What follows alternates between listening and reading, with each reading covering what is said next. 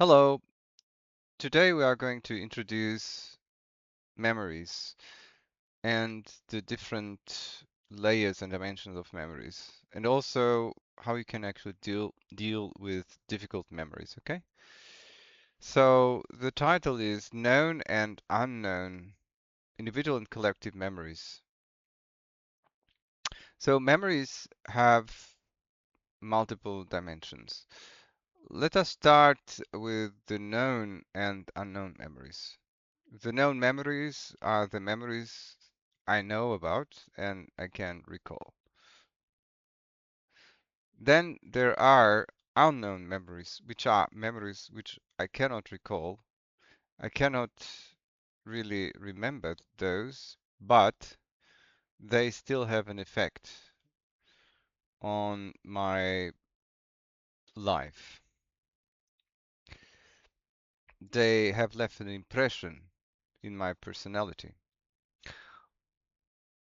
We can say that known and unknown memories, they shape our personality. They shape how we react to other people. They shape how we react to situations, for example.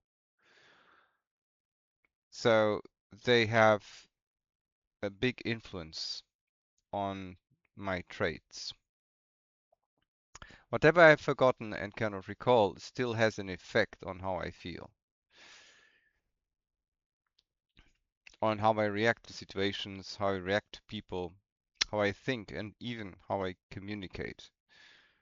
So memories are active in the shadows, but also outside of them.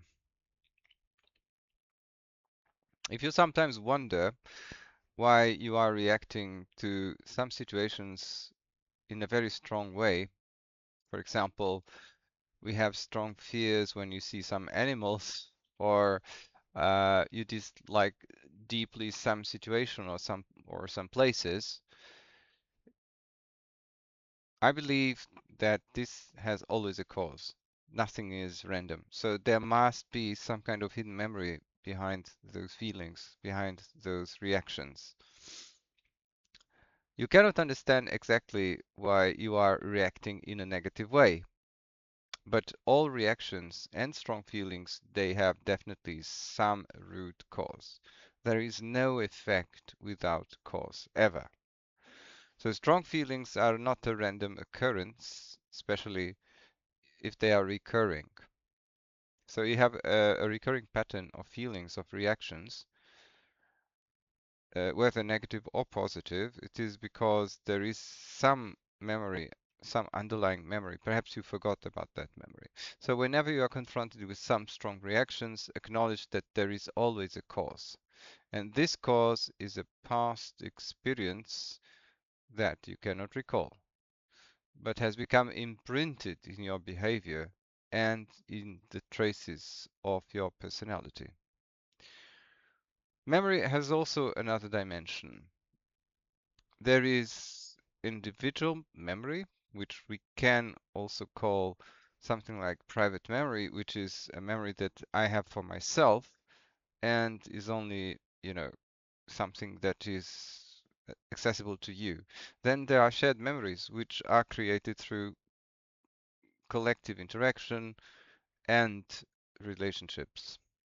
So in any relationship, you're actually creating a collective memory. So whenever you relate to someone else, you are creating common memories with that other person or other people. Memories are associated to impressions, like we said, feelings and thoughts. So by sharing all of these with we tend to align ourselves with others. Let me explain what this is. So whenever you spend a lot of time with another person, you create a common set of memories that will shape your personality, but also the personality of the other person. So there is here when so basically by sharing memories, you actually become more similar to the other person and the other person more similar to you. The consequence is that when you interact a lot with other people, for example, if you have an interest in chess or something like that, you end up also having interest in chess. So this is the case when the relationships don't break after some point, right? And so basically, when you have a common relationship with another person and create joint memories, then you will tend to develop common traits of personality. So we have here these three things. So a common experience creates common memories, and common memories they tend to also create common traits of personality. The other interesting dimension about memories is that memories have a quality. This quality has to do whether this memory is beneficial or detrimental for my emotional life. If I have a memory of being really happy on holiday with my family and I focus on that, this will invoke feelings of happiness in the present. So memories have a quality which is very often related to my feelings of happiness or sorrow, you know.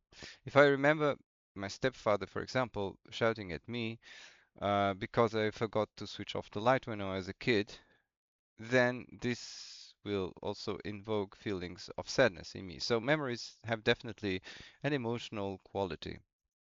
Yeah. The fact that memories have emotional quality, like I said, means that remembering memories is also a vehicle to uplift or drown your feelings. So if you focus on memories, these memories will basically either uplift your feelings or drown your feelings in sadness. In the long run, if you focus a lot on specific memories, on and on a spec on memories with a specific common quality, this quality will become stronger in your life. So, our personality traits are conditioned by memories, past actions, known and unknown. Relationships are based on collective memories, and when you have a lot of collective memories, you will be sharing personality traits with others. And finally, remembering memories is a vehicle for changing our feelings in the long run that shape our personality. Sometimes you might have memories that are disturbing, that you are trying to run away from. So, how can I deal with that? Distractions will drown those memories. So, one option that you have is always to drown yourself in distractions so that the memories don't come up. But this is not very efficient and detrimental in the long term because memories that are drowned, they go into uh, this space of darkness, let's say so, but the underlying feelings, they will stay with you and they will continue without being transformed. This is what we normally call suppression. If you want to reduce the effect of disturbing memories, first of all, you'll need to accept those memories and not run away from them. So you have to look at those memories, see what they have, what feelings they actually transport, yeah? Then look at them and see which message they actually contain. Memories are associated to feelings, and feelings can be negative or positive. So negative means associated to experience of sorrow, positive to an experience of happiness. If the feeling related to a memory is negative, try to find the feeling that will heal this negative emotion. For example, if a memory is associated to fear, then the opposite feeling is confidence and security. So focus on these qualities, on confidence and security. So you have to develop these qualities in your life. Invoke thoughts, images, and memories associated to confidence and security. So this can be done in meditation actually. So you can actually create meditations about these kind of feelings and repeat affirmations related to these feelings. So All in all, again, our personality traits are conditioned by memories, past actions, known and unknown.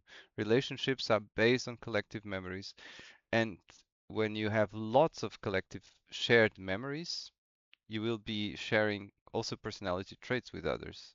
Remembering memories is a vehicle for changing our feelings in the long run, and in the long run, to shape our personality. Negative memories have messages and meaning. Decipher their message and use negative memories as guides to transform your personality. Okay, thank you very much for listening. See you in the next one.